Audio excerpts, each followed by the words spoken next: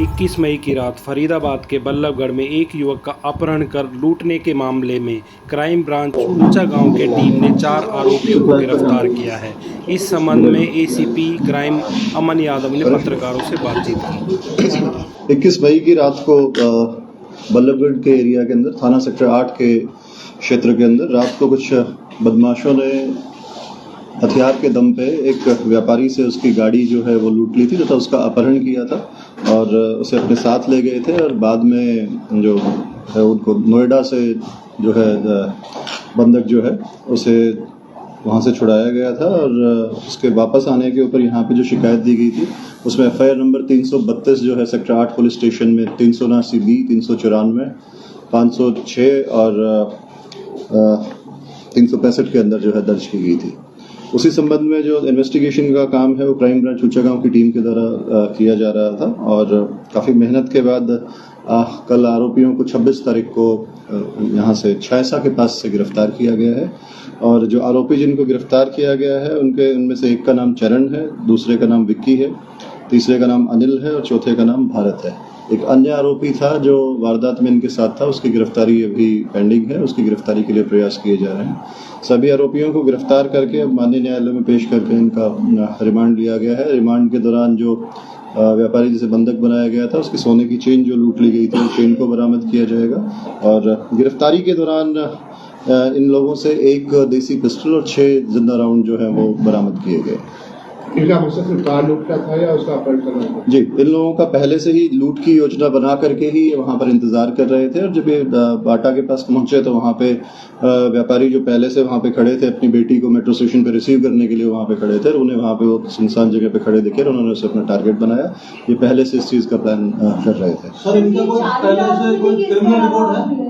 जी, जो मैंने बताया जो 4 आरोपी गिरफ्तार किए गए हैं इनमें से एक आरोपी के पहले 7 क्रिमिनल केसेस हैं जिसके अंदर पहले भी लूट की वारदातें और छीना झपटी के हथियार के दम पे जो छीना झपटी के मामले हैं वो पहले से दर्ज है और एक अन्य आरोपी के खिलाफ 2 लड़ाई झगड़े के मुकदमे जो दर्ज हैं। बाकी 2 आरोपी जो और हैं उनका अभी कोई क्रिमिनल रिकॉर्ड अभी तक सामने नहीं आया है। रिमांड के दौरान ये पूछताछ की गई। बात करें शिक्षण योग्यता की, कितने योग्यता है, कितने पढ़े लिखे? इनमें से एक आरोपी चरण जो है वो 10th तक पढ़ा हुआ है और अनिल जो है वो अनपढ़ है और एक ओयो होटल फरीदाबाद के अंदर चलाता है, बेसिकली पानीपत का रहने वाला है और जो भारत है वो 12वीं तक पढ़ा हुआ है।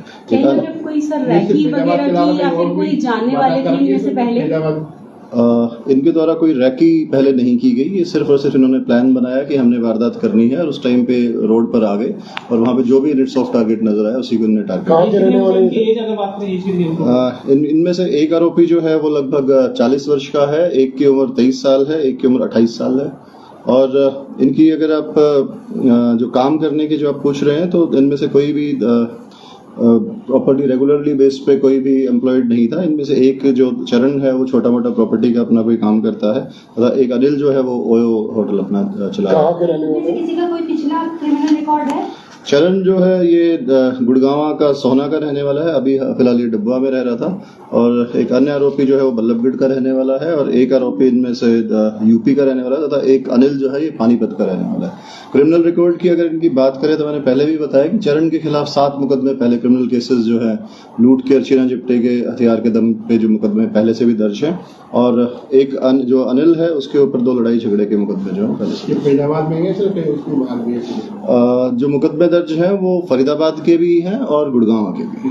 इनका मकसद जो है केवल अपहरण करना था, गाड़ी लूटनी थी या फिर क्या करने की कुछ ऐसी प्लानिंग थी? अभी तक की जो पूछताछ में सामने आया है इनका जो पर्पस था वो लूट का था और जो फाइनेंशियल गेन के लिए इन्होंने इस चीज को प्लान किया था और जो अन्य जो इनका जो मकसद अगर कोई रहा होगा तो उसके बारे में अभी पूछताछ जो है वो पुलिस रिमांड के दौरान इनसे की जाएगी। सर, कैसे गुत्थी सुलझाई गई और कितनी मशक्कत जो है पुलिस कर्मियों को करनी पड़ी और कितने दिन का जो है प्रोसेसिंग रहा? आरोपियों के